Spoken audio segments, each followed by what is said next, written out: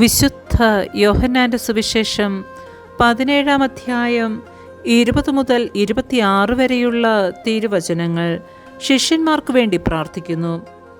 അവർക്ക് വേണ്ടി മാത്രമല്ല, അവരുടെ വചനം മൂലം എന്നിൽ വിശ്വസിക്കുന്നവർക്ക് വേണ്ടി കൂടിയാണ് ഞാൻ പ്രാർത്ഥിക്കുന്നത്. അവരെല്ലാവരും ഒന്നായിരിക്കുവാൻ വേണ്ടി, പിതാവേ, അങ്ങ് എന്നിലും ഞാൻ അങ്ങയിലും ആയിരിക്കുന്നതുപോലെ അവരും നമ്മിലായിരിക്കുന്നതിനും അങ്ങനെ അവിടുന്ന് എന്നെ അയച്ചുവെന്ന് ലോകം അറിയുന്നതിനും വേണ്ടി ഞാൻ പ്രാർത്ഥിക്കുന്നു. നാം ഒന്നായിരിക്കുന്നത് പോലെ അവരും ഒന്നായിരിക്കുന്നതിന് അങ്ങ് എനിക്ക് തന്ന മഹത്വം അവർക്ക് ഞാൻ നൽകിയിരിക്കുന്നു. അവർ പൂർണ്ണമായും ഒന്നാകേണ്ടതിന് ഞാൻ അവരിലും അവിടുന്ന് എന്നിലും ആയിരിക്കുന്നു.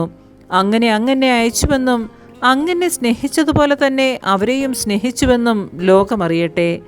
പിതാവേ, ലോകസ്ഥാപനത്തിനു മുൻപ് എന്നോടുള്ള അവിടുത്തെ സ്നേഹത്താൽ അങ്ങെനിക്ക് മഹത്വം നൽകി. അങ്ങെനിക്ക് നൽകിയവരും അത് കാണാൻ ഞാൻ ആയിരിക്കുന്നിടത്ത് എന്നോട് കൂടെ അവരും ആയിരിക്കണമെന്ന് ഞാൻ ആഗ്രഹിക്കുന്നു.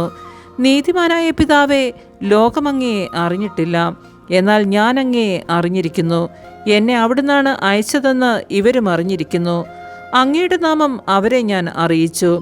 അവിടുന്ന് എനിക്ക് നൽകിയ സ്നേഹം അവരിൽ ഉണ്ടാകേണ്ടതിനും ഞാൻ അവരിൽ ആയിരിക്കേണ്ടതിനുമായി ഞാൻ ഇനിയും അത് അറിയിക്കും. നമ്മുടെ കർത്താവായ മിശിഹായ്ക്ക് സ്തുതി.